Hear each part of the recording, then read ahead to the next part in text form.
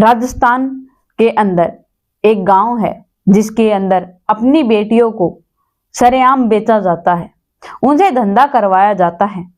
आखिरकार हमारे समाज के अंदर यह सब कुछ खुलेआम क्यों हो रहा है, जिस गांव का नाम मैं आपको कहानी के अंदर बताऊंगी।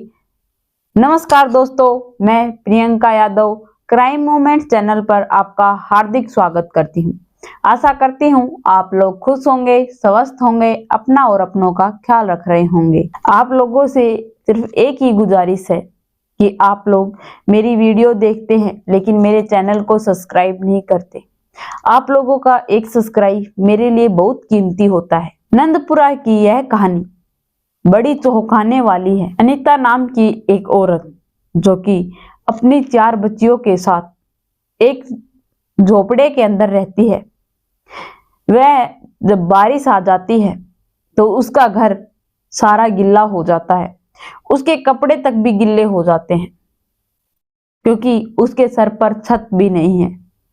वह अपना डेरा यहाँ से वहां, वहां से यहाँ लगाती रहती है क्योंकि वह अपनी बच्चियों से यह जो धंधा है वो नहीं करवाना चाहती। वह अपनी बच्चियों को मान सम्मान की जिंदगी देना चाहती है। उसका यह कहना है कि वह अपनी बच्चियों को शादी कर कर उनके ससुराल डालेगी।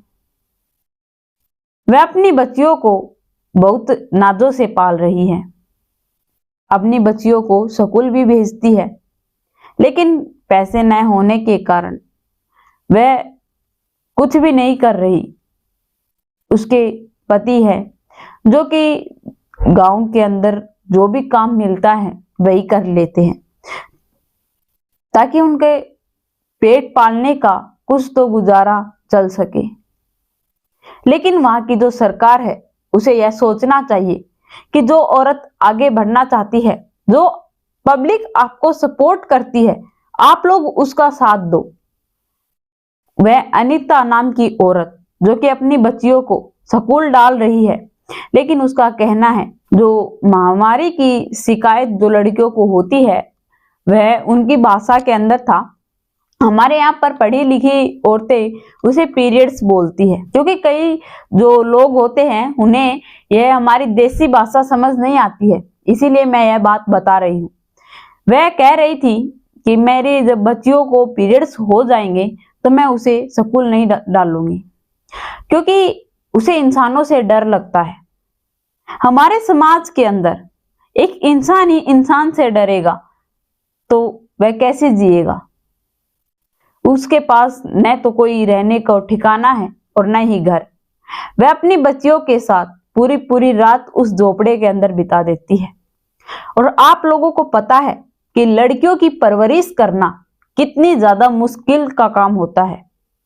वह औरत जो कि अपनी बच्चियों को अपनी निगरानी के अंदर उन्हें खेलने कूदने की परमिशन देती है, वह अपनी आंखों से 1 मिनट भी उन्हें ओझल नहीं होने देती क्योंकि उसे डर है कि कोई उन्हें उठाकर ना ले जाए, उनसे वह काम ना करा दे। इसीलिए वह सब कुछ त्याग कर एक झोपड़े में रहने की ठान लेती है। और उसका कहना है कि उसके पास भी ऐसे कई व्यक्ति आते हैं जो कि यह कहते हैं कि आप भी चलोगी हमारे साथ। उनका जो वहां का रवैया है वह बहुत खराब है, इसीलिए उनको ऊपर भी यह कीचड़ उछलता है। उस अनीता नाम की औरत ने यह बताया है कि वह जब कोई व्यक्ति उसके पास यह पूछने आता है तो वह उसे कहती है कि मैं तुम्हें चप्पल उतार कर मारूंगी, तो वह लोग उससे माफी मांगते हैं। तो इसका मतलब यह है कि जो पुरुष है उनकी सारी गलती नहीं है। अगर औरत चाहती है तभी वह लोग उस पर हावी होते हैं। अगर अनीता अपनी जगह सही है तो वह एक बार अगर किसी को डांट कर वापस बोल देती है तो उसकी आह नहीं पड़ती है कि वह दोबारा उसको यह सब कुछ बोले। उसके पति जो कि वह भी उसे कभी भी यह काम नहीं करवाया और वह अपनी बेटियों से भी यह काम नहीं करवाना चाहता। वह मेहनत का कमाते हैं और मेहनत का खाते हैं। पूरे दिन के अंदर इतनी की कमाई नहीं हो पाती है। सरकारी स्कूल में अपनी बच्चियों को भेज रही है, लेकिन उसका कहना है कि अब वह अपनी बेटियों का रिश्ता कर देगी। रिश्ता पक्का कर कर उनकी शादी कर देगी और कुछ पैसे लेगी। हमारे टाइम के अंदर मेरे माता पिता ने 2 लाख रुपए लिए थे, लेकिन मैं मेरी बेटियों के लिए 9 या 6 लाख तक की डिमांड करूंगी। जब वहां पर जो उनसे पूछताछ कर रहे थे, उन्होंने कहा कि आप लोग इतने पैसे मांगोगे तो क्या वह सारे पैसे आप रख लोगे? तभी वह कहती है कि नहीं, हम अपनी बेटी को कुछ गहने बनवा कर देंगे, कुछ उसे जो पहनने के लिए कपड़े ला कर देंगे, कुछ शादी के अंदर खर्चा लग जाएगा। यह सब कुछ कहकर फिर कहते हैं कि कुछ पैसे बचेंगे, उनसे हम जमीन खरीदकर अपना घर बनाएंगे, जिसके अंदर अब जो हमारी 2 छोटी बच्चियां और हैं उनका भविष्य मैं चुन सकूं। तभी वहां पर जो उनसे पूछताछ कर रहे थे, उनका पूछना था कि आपका और क्या मतलब जो सपना है वो क्या है? उसने कहा कि मेरा बस इससे ज्यादा कोई भी सपना नहीं है। उनकी जो बेटी थी जो स्कूल जाती थी, उससे पूछा गया कि आप कौन सी कक्षा में पढ़ती हो? तो उस लड़की ने बताया कि मैं 4th और 5वीं में पढ़ती हूँ। उसे यह तक नहीं पता कि वह कंफर्म किस क्लास में पढ़ती है, लेकिन हाँ, वह स्कूल जाती है। वहां का जो सरकारी स्कूल का नियम, जो पढ़ाने का तरीका है, वह भी बहुत ज्यादा वीक चल रहा है। जैसा उनके गांव का माहौल है, उसी तरीके से उस स्कूल के ऊपर भी उन लोगों ने एक्शन लेना चाहिए। तभी वह बताती है कि मैं यहाँ पर अकेली नहीं हूँ, यहाँ पर कई लोग ऐसे हैं जो अपनी बच्चियों से यह सब कुछ काम नहीं करवाना चाहते।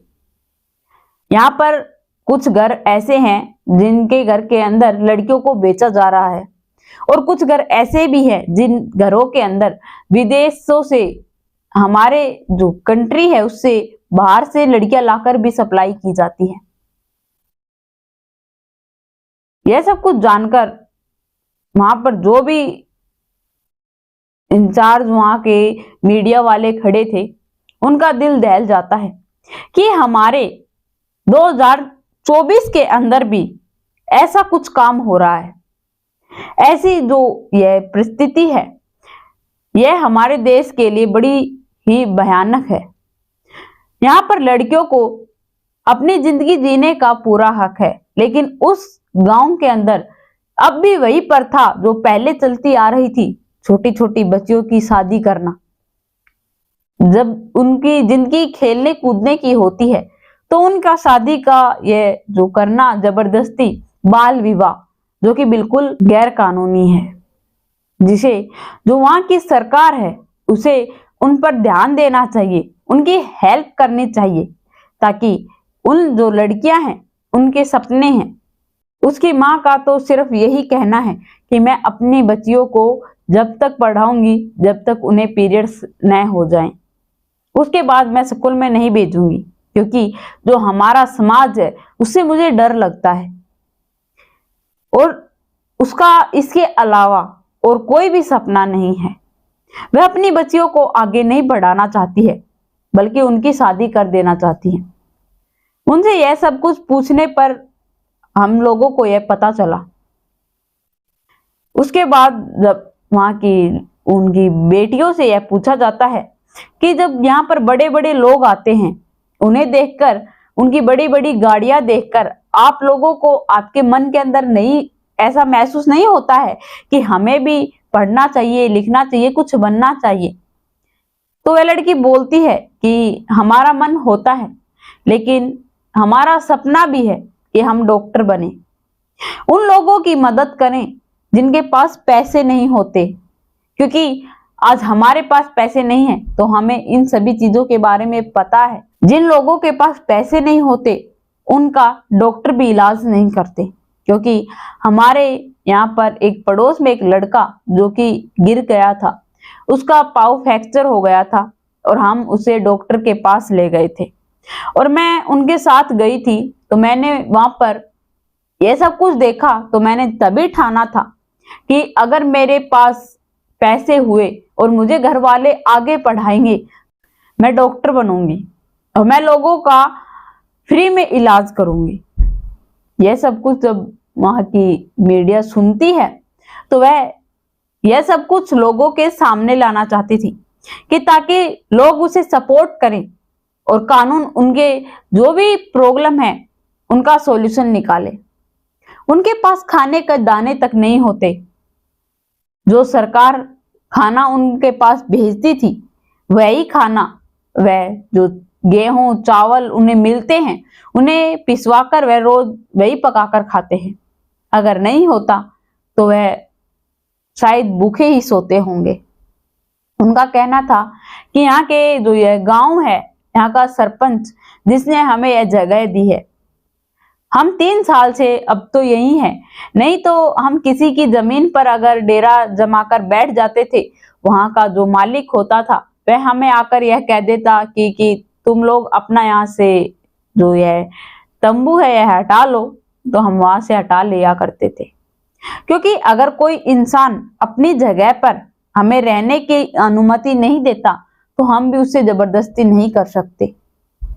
सर्दियों के अंदर तो हम लोगों को बहुत ज्यादा परेशानी होती है, बहुत सी ऐसी सेफ्टी हम कर कर सोते हैं लेकिन कोई भी काम नहीं आती।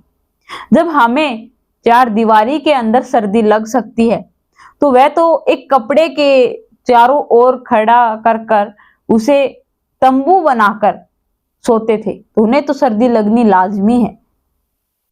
उनका कहना था कि एक दिन मेरी बेटी नींद में चलकर यहां से चली गई थी। रात का 1 बजा हुआ था। तब वह उठती है और अपनी बेटी को अपने पास नहीं देखती, तो कहती है कि मैं इतनी ज्यादा घबरा जाती हूँ कि मैं बेहोश हो जाती हूँ। उनसे पूछा जाता है कि आप बेहोश क्यों हो जाते हो, तो वह बताती है कि मैंने सोचा कि मेरी बेटी को कोई उठा ले गया है। मैं अपनी बेटियों के लिए बहुत ज्यादा टेंशन में रहती हूँ। मैं अपनी बेटियों को अपने से दूर 1 मिनट भी नहीं जाने देती। और अगर हमारे घर के अंदर कोई नेता या फिर मतलब वोट मांगने के लिए कोई भी व्यक्ति यहाँ पर आता है, जब सरकार के वोट होते हैं तो यहाँ पर आता है, तो मैं अपनी बच्चियों को यहाँ पर नहीं रखती हूँ, उन्हें यहाँ पर पास में खेलने के लिए भेज देती हूँ।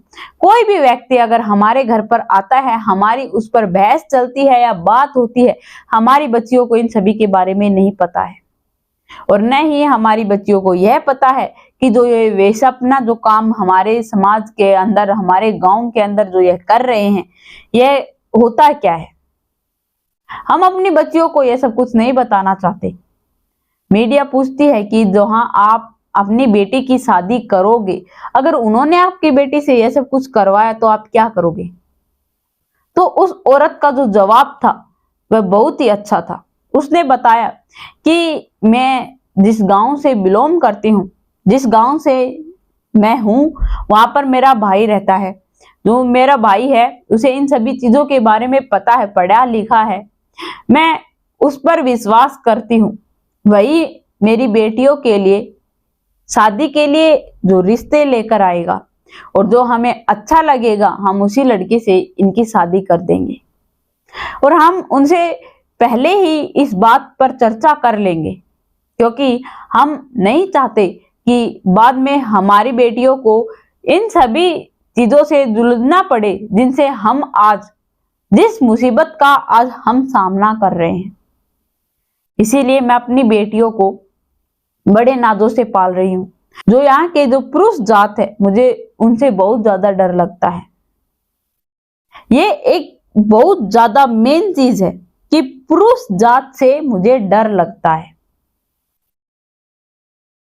अगर वहां के लोग उन्हें सपोर्ट करें तो शायद वह उन व्यक्तियों पर विश्वास कर पाए, अपनी बेटियों को आगे पढ़ा पाए।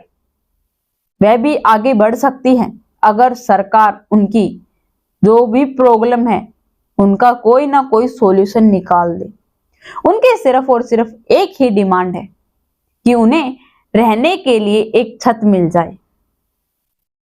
तो दोस्तों, आप लोग यह कहानी जितनी हो सके उतनी शेयर कीजिए, ताकि उन लोगों के जो उनकी मांग है वह पूरी हो सके और उनकी 4 बच्चियों की जिंदगी एक अच्छा लक्ष्य चुन सके और जो उस गांव के अंदर जो यह गैर कानूनी काम हो रहे हैं इन पर कानून जल्द से जल्द कोई ना कोई कदम जरूर उठाए, क्योंकि हमारे समाज के अंदर यह सब कुछ होना बहुत गलत है। ऐसे तो वहां की लड़कियां जो कि छोटी छोटी बच्चियां होती हैं उनसे अगर यह काम करवाया जाएगा तो आज वह उस गांव के अंदर है, धीरे धीरे न जाने वह कहां कहां फैल जाएगा। और वहां के लोगों का कहना है कि यहाँ के आसपास कई गांवों के अंदर यही सब कुछ होता है और यह एक उनकी प्रथा है कि यह करना है। अगर लोगों को अच्छी लग्जरी लाइफ चाहिए तो उन्हें अपनी बच्चियों से यह सब कुछ करवाना बहुत जरूरी है। तो इस पर हमें आवाज उठानी चाहिए ताकि यह सब कुछ बंद हो सके और उन बच्चियों की लाइफ जो हम जैसे लोग जीते हैं मान और सम्मान की हो, उनकी भी शादी हो, एक लक्ष्य चुन सके, पढ़ सके, लिख सके, कुछ बन सके और अपनी जिंदगी खुशी खुशी जी सके। जो दर्द उनकी जिंदगी के अंदर है वह हमेशा के लिए खो जाए। तो आप लोग मेरी बात पर गौर करें और अगर अच्छी लगे तो जरूर शेयर करें और मेरे चैनल को सब्सक्राइब करें, बेल नोटिफिकेशन को ऑन करें ताकि ऐसी हर वीडियो जल्द से जल्द आप लोगों तक पहुंच पाए।